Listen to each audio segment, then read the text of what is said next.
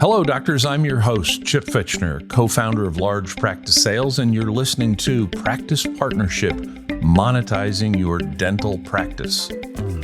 Welcome, doctors, to our latest episode of the Practice Partnership podcast. Today, we're going to talk about the performance of invisible DSO partnerships that Large Practice Sales created in the first half of 2024. Contrary to popular belief, we have had an extraordinary number of bidders, and we've set some new high record values for great growing practices. And in part, that's thanks to the fact that there's been over $5 billion of new investment in capital provided to the invisible DSOs in the first 6 months of this year.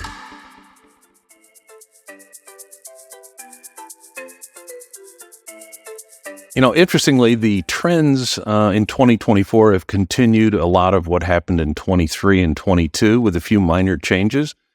As an example, in the pedo, ortho, oral surgery world, or what we call the dental trifectas, there are now more and more dental trifecta invisible DSOs eager to partner with great pedos, orthos, and oral surgeons in the same communities.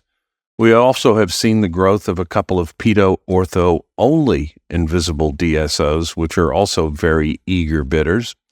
And we've seen a shift in the GP world where more and more of the larger GP-focused invisible DSOs are adding specialists within the footprint of their GP practices.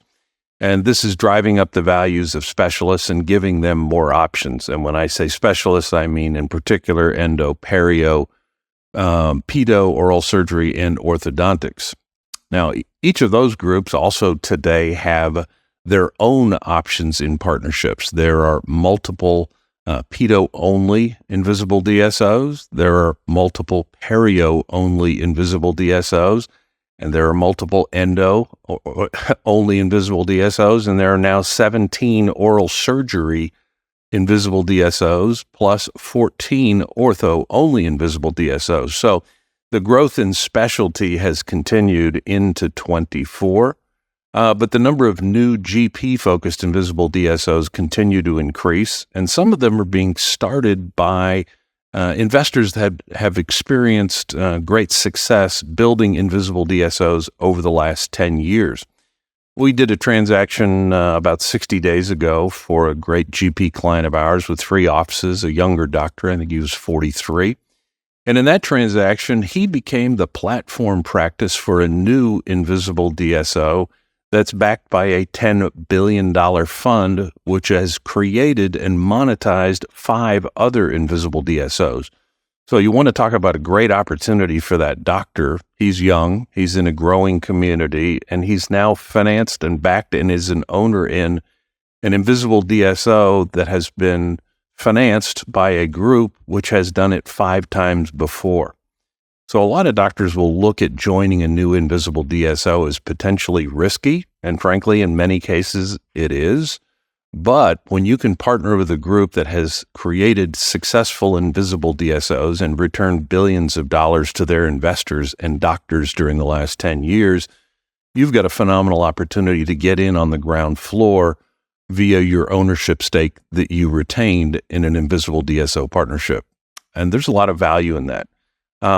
The number of new invisible DSOs in 24 has continued, and fortunately, some of these groups are also backed by experienced capital. And that's one of the things that we look at in deciding whether an invisible DSO is qualified to bid on our clients, because as you've heard me before say, there are about 1,000 DSOs and invisible DSOs in the U.S. today, and we consider less than 100 of those to be qualified to bid on our clients. Unfortunately, with that new $5 billion of capital, there are a lot of groups out there that are qualified to bid on our clients, even though they may be newer and younger. And the checkpoint there is to find out, has the money that is financing these groups done healthcare consolidation before, specifically provider-based healthcare consolidation before?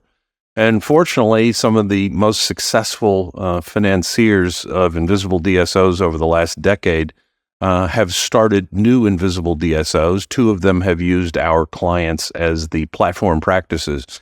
And so there are going to be opportunities for doctors to join these groups as they have fresh capital. They are not hindered by high interest rates. And they have shrewd management and experienced backers. And that's how you create big upside value in the equity for doctors. Another trend change in 24 that's kind of interesting is we're continuing to see successful recapitalizations. The largest invisible DSO in the country is currently in the process of a recapitalization, which will value that group at a number approaching $5 billion. Now, this is a group that was relatively small 6.5 years ago, and today has grown to over 700 practices. The interesting thing about that recapitalization is some of the doctors that we partnered with that group, and we've partnered probably 50 clients with them over the last 6.5 years, is some of them are going to see returns of 7, 8, and 9 times the initial value of their equity from this recapitalization. And it all depends on when they became partners with this group. The other interesting shift that you'll see from that is because this group has 700 offices, they will be making different promises to future doctors that join the group. In other words, it's tough to move the needle when you have 700 offices. You're not going to triple your number of offices in the next 5 years, but you can certainly achieve growth, but it's not going to be an equity return that's 3 to 5 times the initial equity value, which is what a lot of these groups promise to their doctor partners. Instead, this will be the gold-plated safe choice invisible DSO for doctors who are not trying to hit it out of the park with their equity gain, but rather interested in a very safe, solid 20% per year kind of return on their equity. So a lot of changes going on, and fortunately, most of them are good.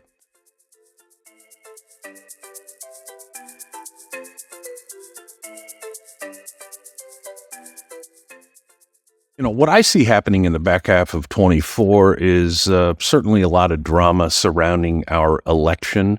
That's not going to change the committed capital to the invisible DSOs, but it is certainly going to add a little excitement to the market. By whichever candidate ends up being the new president, I'm not sure at this point that it's going to make a huge difference, except from a tax perspective. Whether anybody wants to pay 44.6% or not in federal taxes, I don't know, but I think we would all agree that given our current deficit spending rate, it's not sustainable, and it's difficult to cut expenses, and therefore they will do what politicians do, which is increase the taxes on rich dentists. And so I expect that the tax rate that you will pay on the sale of all or part of your practice or your ordinary income are going to go up in the coming years. I think it's inevitable, and hopefully I am wrong, but I think that's coming, and I think that's going to drive doctors to consider decisions for the back half of 24, because it takes about 6 months to complete a transaction.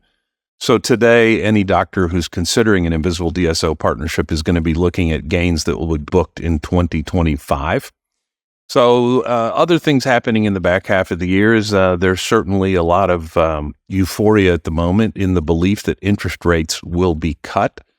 The reality is that's certainly possible, but it's not like they're going to cut interest rates from 6 to 3. They're going to stair-step down those interest rates, which is not going to have a particularly huge impact on the invisible DSO's interest rate carry cost. And now, fortunately, again, with the $5 billion of new financing and capital that came in the first half of the year, there's plenty of groups out there with lots of money that are not impacted by interest rates. But we have seen dozens of invisible DSOs that have been impacted by high interest rates, and therefore many of them have stopped their new partnership activities. And that has certainly reduced the number of bidders from, we'll call them the legacy IDSOs, but fortunately they have been replaced by the newly capitalized and growing invisible DSOs. The other thing that I think we need to think about in the back half of the year is that we are in a very unique geopolitical situation. The reality is we're in a very precarious time. We have wars between Israel and Iran that are brewing. We have the challenges of China and Taiwan. And certainly the Ukraine issues are going to continue to be top of mind. Fortunately, the stock market has ignored any negative news and seems to hit new highs every week. And whether that'll continue or not, I don't know. But certainly an investment in the equity markets in 2023 was more valuable than an investment in a dental practice, in that the S&P 500 returned somewhere north of 25% in 2023. And while I would love to tell you we get great values for our practice clients, we did not see an increase in the value of dental practices in 2023 of 25%. Yeah, in a couple of specialized cases, yes, but as a general rule, no. Now, whether those returns in the equity markets will continue or not, I don't know. But at the moment, we're getting exceptional values for practices that have younger doctors that are growing and have a vision and a plan. One of the things that's most interesting in our business is when you have a doctor that has a growth plan, you are able to tell a story to the invisible DSOs that excites them.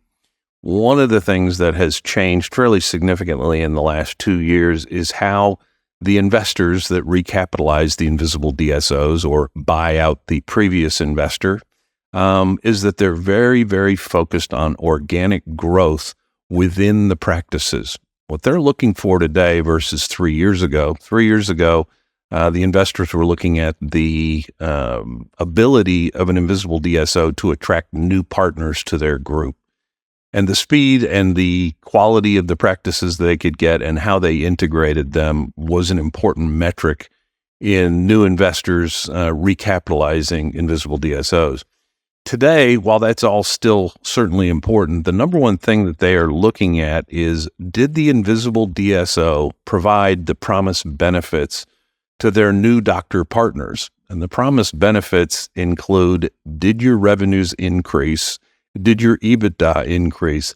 Did your costs go down? So what they're looking at very carefully is that the invisible DSO concept is great, but the investors are very curious to see, did the invisible DSO provide the services and resources to help grow the practices that they partnered with? So it's not just about the number of new practices they can partner with, but what they can do to help those practices. And that's in part why the dental trifecta groups have become so interesting to investors, is because as you start with a nucleus of a pedo, an ortho, and an oral surgeon in a community, and then add other pedos, orthos, and oral surgeons into that nucleus, you create a locked-in referral pattern. And as new doctors join that group, they shift their referrals to other practices within the invisible DSO family, and that causes organic growth. And again, that's what's the number one valuable thing to investors today is, are these groups creating organic growth? And so the pedo, ortho, and the dental trifecta groups are able to create that organic growth just by adding other practices into their family who shift their referral patterns to practices within the family. It's a valuable strategy, and it's very timely today given the focus on organic growth.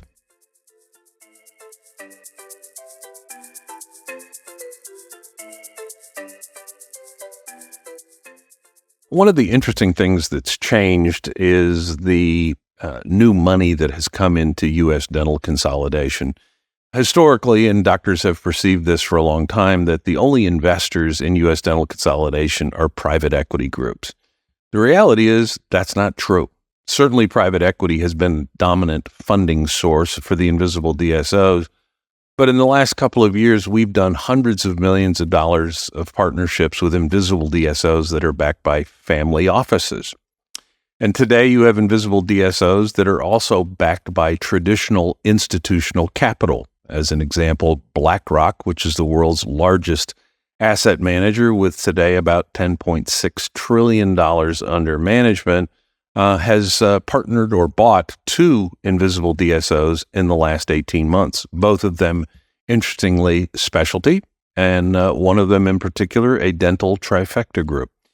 And so when the world's largest investor is endorsing the dental trifecta concept and endorsing the invisible DSO concept in general, that attracts other investors. Also last year, we had the Sovereign Wealth Fund of Abu Dhabi dip their toe in the water and make a little $1 billion investment in a 30-year-old invisible DSO that has about 400 offices across the country. There are other sovereign wealth funds looking at the dental investment landscape, and you also have other institutional managers interested in the invisible DSO concept. So it's not just private equity. There's lots of very sophisticated money coming into this game, which is functionally, in my view, an endorsement of the invisible DSO concept. Because you didn't hear me say that there was $5 billion invested in DSOs in general. You heard me say that there was $5 billion invested in invisible DSOs, and that's different. So, interesting change in the funding, and we're excited to see that continue.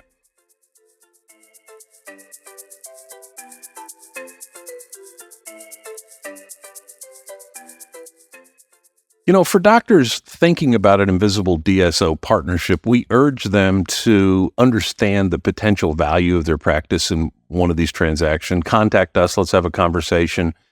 And we'll go through your numbers and give you an idea of what the value of your practice is today. And really, as an added benefit of that conversation, we can also give you an idea of what's possible. We look at well over 1,000 sets of practice financials every year, and we're dissecting them and have a pretty good idea of what constitutes a good practice and what constitutes a practice that could use some improvement. And so having a conversation with us can help you identify areas in which you may want to improve over time.